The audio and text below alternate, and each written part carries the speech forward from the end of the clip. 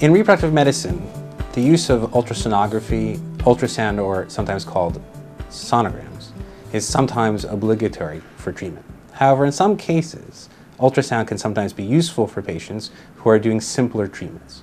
For example, women who are ovulating on their own may use ultrasound to help predict when ovulation might occur. At home, this can also be achieved by using an ovulation predictor kit, which detects the luteinizing hormone, or the hormone used to trigger ovulation. Some women may not be able to use ovulation predictor kits well because of a pre-existing diagnosis such as polycystic ovary syndrome, in which the LH level can be slightly elevated and give false positive results on the urine test.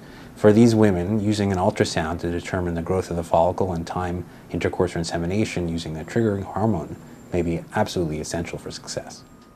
For some women who have longer cycles, predicting the LH surge, the ovulation surge, can be quite difficult to do, and using an ultrasound to picture the size of the growing follicle as it approaches the moment of ovulation can be useful to determine when intercourse or timed insemination would be appropriate.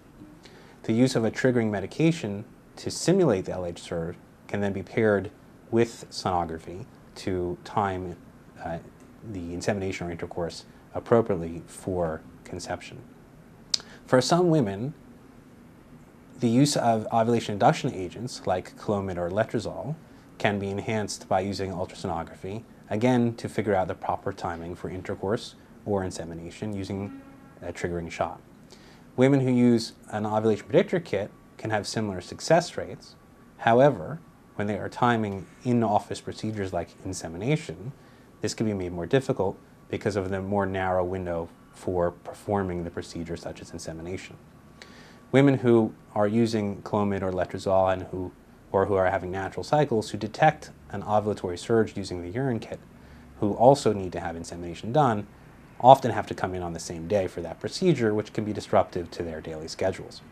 Using an ultrasound exam and the triggering shot can then anticipate the moment, usually by about 24 hours to up to 36 hours before the moment of insemination or intercourse needs to take place.